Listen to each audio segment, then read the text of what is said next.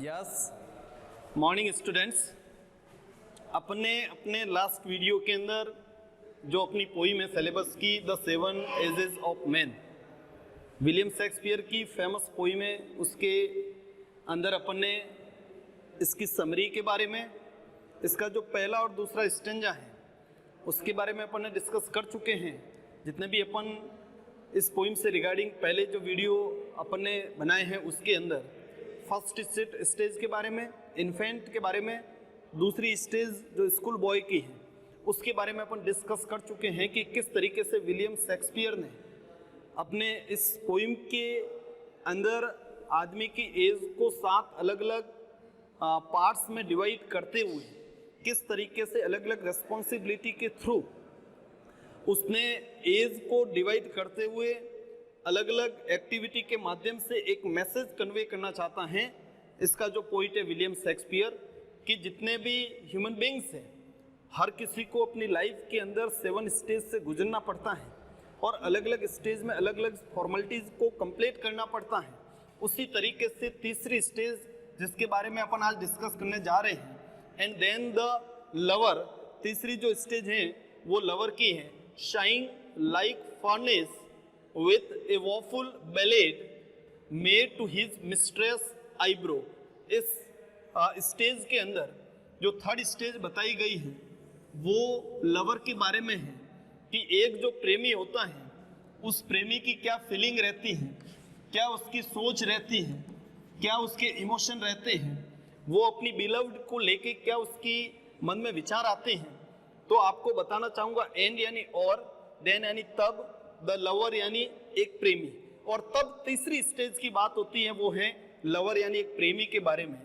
Shine like furnace, furnace का मतलब आपको पता होगा, नहीं हो तो इसका मतलब होता है भट्टी। शाइन का मतलब होता है डीप ब्रीदिंग, यानी गहरी, डीप और लॉन्ग जो ब्रीथ करते हैं, गहरी जो अपन श्वास लेते हैं उसके बारे में कहा गया है कि शाइन का मतलब होता है गहरी श्वास लेना। लाइक फर्नेस, अपन कह सकते हैं कि जो प्रेमी होता है वो भट्टी की भांति आहे भरता है, गहरी और लंबी श्वास लेता है। इसके बारे में ये बात बताई गई है कि एक जो प्रेमी होता है वो भट्टी की भांति आहे भरता है, सोचता है।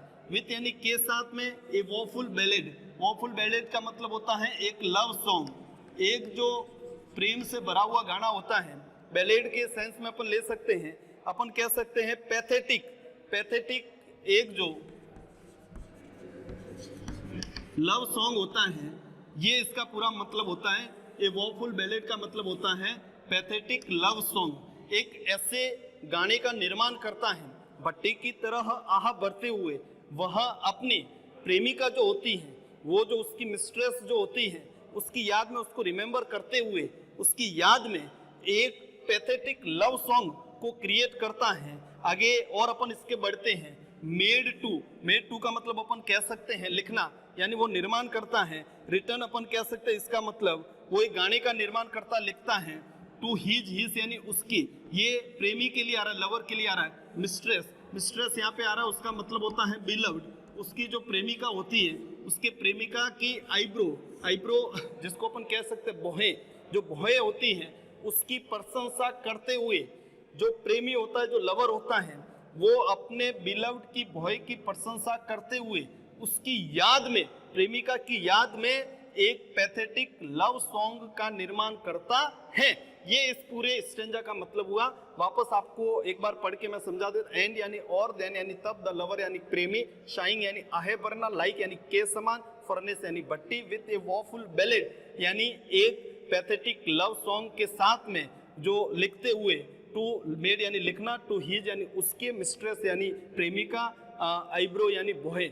वह जो प्रेमी होता है वह अपने प्रेमिका की आईब्रो की प्रशंसा करते हुए उसकी याद में, उसकी विरह वेदना में एक लॉफुल बैलेड या अपन कह सकते हैं पैथेटिक लव सॉन्ग का निर्माण करता है और उसकी याद में बहुत सारी इमेजिन करता है, उसके बॉडी पार्ट्स की प्रेज करता है, उस गाने को गाते हुए उसके बारे में बहुत सी बातें वो सोचता है। ये सारी फीलिंग्स जो होती है, इमोशन होती है, इस थर्ड स्टेज के अंदर, तीसरी एज के अंदर लवर के टाइम में आती हैं। लवर भट्टी की बातें आगे बढ़ता है, प्रेमिका की याद में एक लव सॉन्ग का निर्माण करता है। उस लव सॉन्ग के अंदर उस प्रेमिका को याद करते हुए उसके आईब्रो की प्रशंसा करता है। आईब्रो का मतलब होता है भोए, मिस्ट्रेस का मतलब होता है बिलव्ड, अपने प्रेमिका की। ये लवर की फीलिंग होती है इस स्टेज के अंदर। इस तरीके से वो अपनी प्रेमिका को याद करते हुए बहुत सी बातें बताता है। इस लवर की स्टेज के अंदर आपको ध्यान रखना है, बोर्ड एग्जाम में इसका क्वेश्चन पूछा जा सकता है कि लवर के क्या कैरेक्टरिस्टिक्स होते हैं। तो उसकी जो अपन कह सकते हैं तुलना किसके साथ में की गई, एक भट्टी के साथ में की गई है। भट्टी की तरह वो आगे बढ़ता है, प्रेमिका की याद में एक गाना लिखता है और उसके आईब्रो की प्रशंसा करता है। ये तीसरे स्टेज की बात कंप्लीट हो गई, जो आपके अपने सिलेबस के अंदर ये लवर के बारे में विलियम शेक्सपियर की उस सेंचुरी के टाइम या उस समय क्या थॉट्स थे, क्या प्लानिंग थी, वो सारी क्या विचार थे, वो उन्होंने अपनी इस पोइम के अंदर बताए हैं। Then a soldier full of strange oaths and bearded like the pard, jealous in honor, sudden and quick in quarrel, seeking the bubble reputation even in the cannon's mouth। तीसरी के बाद जो चौथी स्टेज आती है वो चौथी स्टेज है सिपाही की। अपन कह सकते हैं एक जो सोल्जर होता है उस स्टेज के बारे में विलियम शेक्सपियर बात कर रहा है। देन का मतलब होता है तब, ए सोल्जर का मतलब होता है एक सिपाही, फुल यानी जिससे भरा हुआ हो, फुल का मतलब होता है भरा हुआ, ऑफ स्ट्रेंज, स्ट्रेंज का मतलब होता है अजीब, ओथ का मतलब होता है कसमें, ओथ का मतलब होता है कसम, ओथ्स का मतलब होता है कसमें। यानी एक जो सोल्जर होता है उसका जीवन कस्मों और वादों से भरा हुआ होता है। कहने का मतलब अपन कह सकते हैं कि इस स्टेज के अंदर, इस सोल्जर की एज के अंदर वो बहुत सारी कस्में खाता है, बहुत सारे प्रोमिसेस करता है, बहुत सारी डील करता है, बहुत सारे वादे वो करता है इस स्टेज के अंदर। तो ये जब इस एज के अंदर जब आते हो, सिपाही की एज के अंदर आप जब आते हो, तो विलियम शेक्सपियर ये बताता है कि सिपाही की एज के अंदर एक सिपाही जो होता है उस स्टेज के अंदर बहुत सारी ओथ्स यानी बहुत सारी कसमें खाते हैं, बहुत सारे वादे करते हैं। कहीं ना कहीं अपन कह सकते हैं कि बहुत सारे प्रोमिसेस वो करते हैं इस स्टेज के अंदर।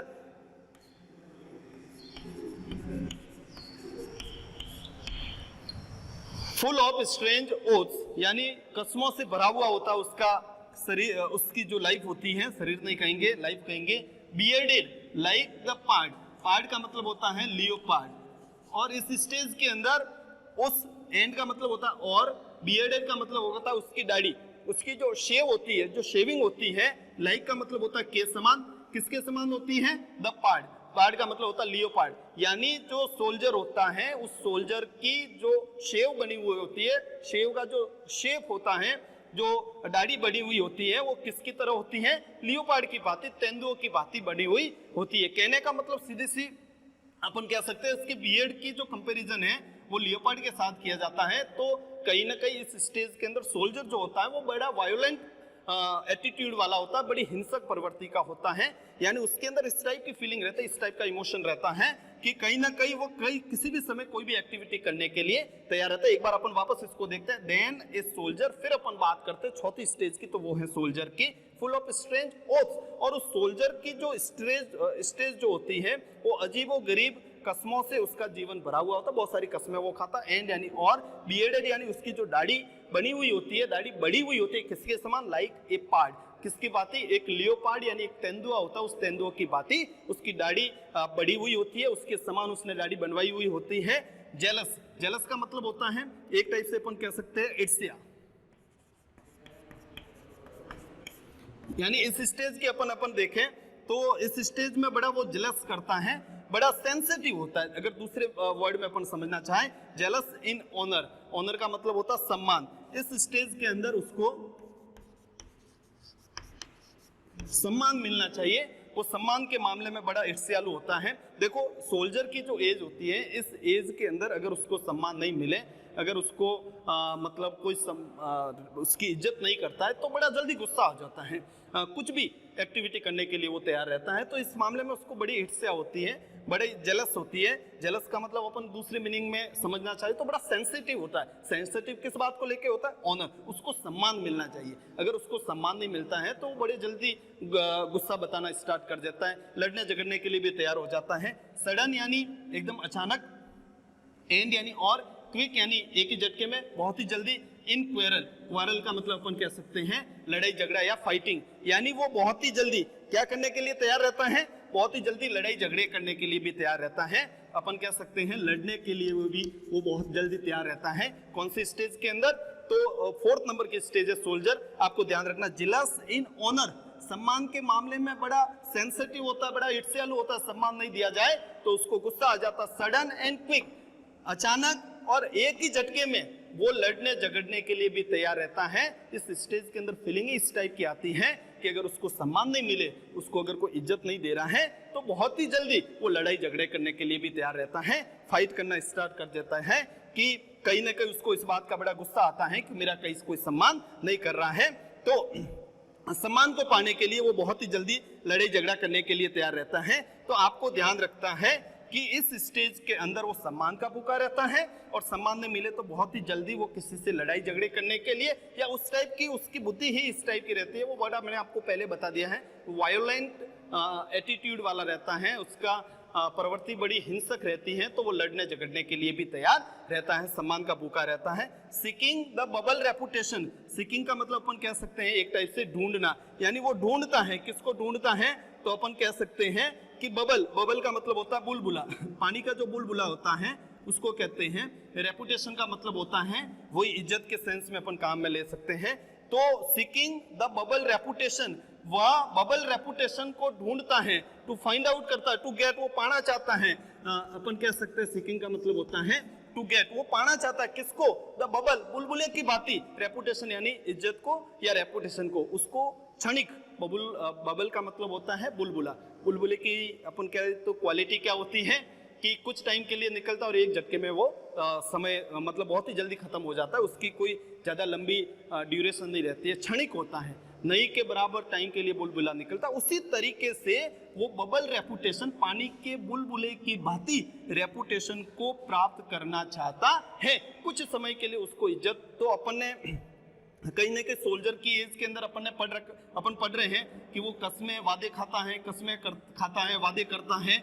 उसकी जो शेव होती है, बियर्ड होती है, वो तेंदुए के बराबर होती है, और सम्मान को लेके उसको बड़ा जेलस होता है, बड़ी ईर्ष्या होती है। बहुत ही जल्दी वो लड़ाई झगड़े के लिए उतारू रहता है, बहुत जल्दी लड़ने झगड़ने के लिए तैयार हो जाता है। उसके बाद वो प्राप्त करना चाहता है बबल रेपुटेशन। बबल रेपुटेशन का मतलब होता है पानी के बुलबुले की बात ही, उसको रेपुटेशन मिलनी चाहिए। अगर वो नहीं मिलती है तो वो बहुत ही जल्दी गुस्सा हो जाता है, और गुस्से के साथ साथ में वो लड़ाई झगड़े करने के लिए भी तैयार रहता है, और कुछ भी दूसरी ऐसी एक्टिविटी कर सकता है जो जिससे दूसरे किसी और को हार्म पहुंचाया जा सके, नुकसान पहुंचाया जा सके।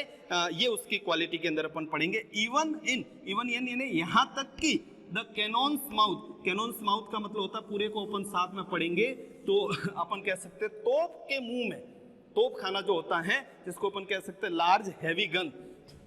कैनॉन का मतलब होता है लार्ज हैवी गन, ये अपन समझेंगे लार्ज हैवी गन। तो अपन कह सकते हैं तोप जो होती है, बड़ी बड़ी तोपें होती हैं जो किसी को नुकसान पहुंचाने के काम में ली जाती हैं। तो अपन कह सकते हैं जो तोप होती है, कैनॉन्स माउथ का मतलब होता है तोप के मुंह में। अब यहाँ देखिए पूरे सेंटेंस को साथ में अपन ट्रांसलेट करते, सीकिंग द बबल रेपुटेशन, वह ढूंढता है कौन सी रेपुटेशन को? बबल रेपुटेशन को।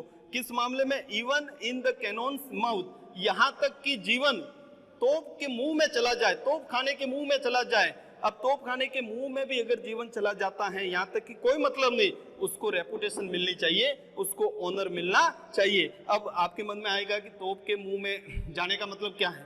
तोप के मुंह से यहाँ का मतलब, तो तोप के मुंह से मतलब है कि जीवन कितना ही बड़ी खतरे में पड़ जाए, लाइक किसी भी डेंजर को फेस करे, जीवन के सामने कैसी भी समस्या आ जाए, उससे उसको कोई लेना देना नहीं। किसको लेना देना नहीं है? तो सोल्जर को, जीवन को। अब इसका मीनिंग कैसे निकलेगा? जीवन को खतरे में डालकर भी वो क्या चाहता है? रेपुटेशन चाहता है, ऑनर चाहता है, भले उसको कितनी ही बड़ी समस्या का सामना करना पड़े, doesn't matter, whatever the circumstances he or she is facing, doesn't matter, कोई मतलब नहीं रखता है, he wants only reputation और we can say honor, वो ऑनर चाहता है, रेपुटेशन चाहता है, भले जीवन किसी भी तोप के मुंह में चले जाए, कितने बड़े खतरे का सामना करना पड़े, यहां तक कि कोई लेना देना नहीं है। वापस देखिए, सीकिंग यानी पाना, टू गेट प्राप्त करना, द बबल यानी पानी के बुलबुले के बराबर, रेपुटेशन यानी इज्जत, रेपुटेशन को इवन इन यानी यहां तक कि द कैनोन्स माउथ यानी अपन कह सकते हैं जीवन को खतरे में डालकर भी उसको क्या चाहिए, इवन इन द कैनोन्स माउथ, जीवन को कितने बड़े खतरे में डालकर भी उसको रेपुटेशन या इज्जत मिलनी चाहिए, उसका और दूसरी चीज से कोई लेना देना नहीं है। वापस आपको बता देता हूं कि जो थर्ड स्टेज अपन ने पढ़ी है वो लवर की है। लवर बट्टी की बातिशाही करता आगे बढ़ता है, उसके बाद वो अपने बिलव्ड की याद में एक पैथेटिक लव सॉन्ग को क्रिएट करता है और उसके बाद में वह अपने उस गाने के अंदर अपनी बिलव्ड को रिमेंबर करते हुए उसके आईब्रो की प्रेज करता है, प्रशंसा करता है। फोर्थ स्टेज सोल्जर के अंदर जो सोल्जर होता है वो कसमें खाता है, वादे करता है, उसके बाद उसकी जो बियर्ड होती है वो शेव जो होती है वो लेपर्ड की बात ही होती है, बड़ी वायलेंट प्रवृत्ति का ये होता है, ऑनर के मामले में बड़ा जलस रखता है, सेंसिटिव होता है, ईर्ष्या रखता है और अचानक लड़ने और झगड़ने के लिए भी उतारू हो जाता है, तैयार रहता है। उसके बाद उसको उसका जीवन कितने बड़े खतरे में पड़ जाए कोई लेना देना नहीं है, लेकिन उसको रेपुटेशन मिलनी चाहिए। रेपुटेशन को प्राप्त करने के लिए वो जीवन को कितने बड़े खतरे में डाल सकता है। ये अपने थर्ड और फोर्थ स्टेज के अंदर मेन पॉइंट थे जो अपन ने समरी के अंदर भी डिस्कस किए थे, और आज लाइन टू लाइन वर्ड को टारगेट करते हुए भी अपन ने इनके मीनिंग को समझा है। नेक्स्ट वीडियो के अंदर आगे की जो स्टेज है उसके बारे में अपन डिस्कस करेंगे। So thank you very much.